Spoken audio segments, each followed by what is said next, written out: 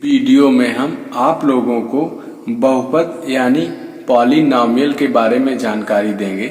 सबसे पहले आप लोगों को बहुपद की परिभाषा के बारे में जानकारी होनी चाहिए। तो जिस व्यंजक में चर अचर, चर मतलब जैसे x, y, z, अचर मतलब कोई भी संख्या 1, 2, 10, 20, 50 कोई भी ऐसा नंबर हो उसे अचर बोलते हैं।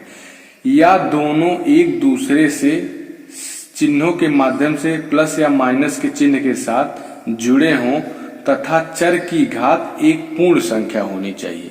पूर्ण संख्या का अर्थ है पूर्ण संख्या, हम उसे पूर्ण संख्या जैसे 0, +1, +2, +3 ऐसे अनंत तक होता है। तो इस प्रकार संख्या को पूर्ण संख्या कहते हैं। तो इसमें चर की घात 0, 1, 2, 3 या कोई भी ऐसा नंबर हो सकता है। अब हम आप लोगों को बताएंगे कि बहुपद किस प्रकार का होता है।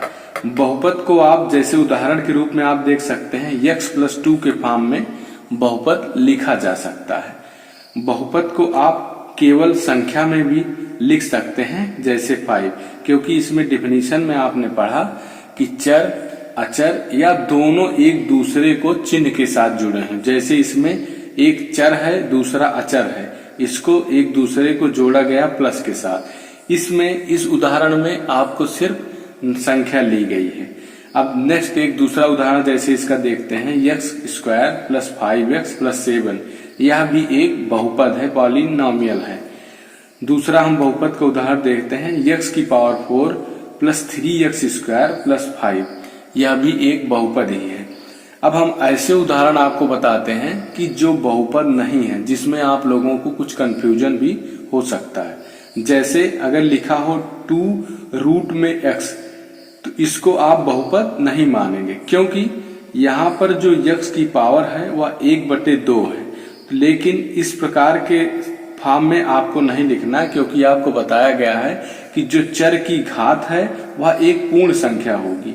क्योंकि चर की घात यहाँ पर 1/2 है, जो कि एक पूर्ण संख्या नहीं है, इसलिए यह व्यंजक बहुपद नहीं होगा।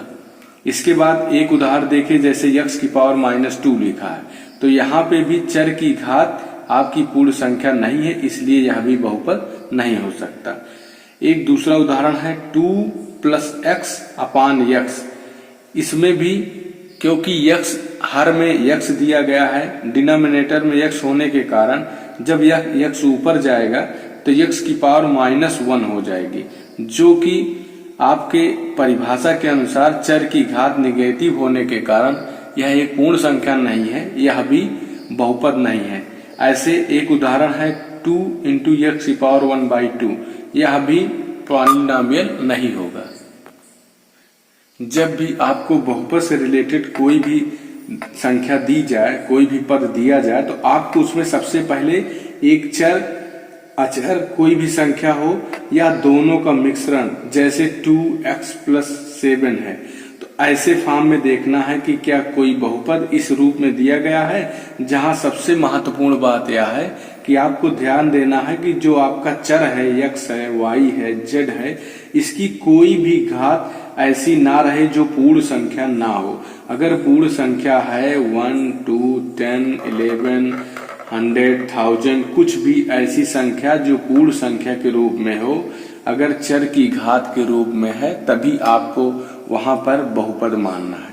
अब हम आपको दोनों प्रकार से उदाहरण बताकर ये समझा दिए कि कैसे आपको बहुपद पहचानना है। अब बहुपद के प्रकार भी हैं, आपको जानना है कि बहुपद के कई प्रकार होते हैं। तो बहुपद को 2 प्रकार से डिफाइन किया जाता है। बहुपद को 2 प्रकार से बांटा गया है। पहला, पदों के आधार पर बहुपद, दूसरा घातांकों के आधार पर बहुपद के। तो सबसे पहले हम पदों के आधार पर आपको बहुपद के बारे में बताते हैं। इसमें सबसे पहला प्रकार है एक पदीय बहुपद। एक पदीय बहुपद जैसे आपको लिखा हो 7x या लिखा हो 5 या लिखा हो 7 या लिखा हो y, ये सब क्या है? एक पदीय बहुपद है, जिसमें सिर्फ एक पद हो, कोई भी किसी चिन्ह के साथ कोई दूसरा पद ना जुड़ा हो, चाहे वो चर हो चाहे अचर के रूप में लिखा हो। अब दूसरा आता है द्विपदीय बहुपद। द्विपदीय बहुपद, अब द्विपदीय बहुपद में जैसे लिखा हो y+9, जैसे लिखा हो z+3, जैसे लिखा हो x+3, ऐसे इनको हम दो पदीय बहुपद कहेंगे।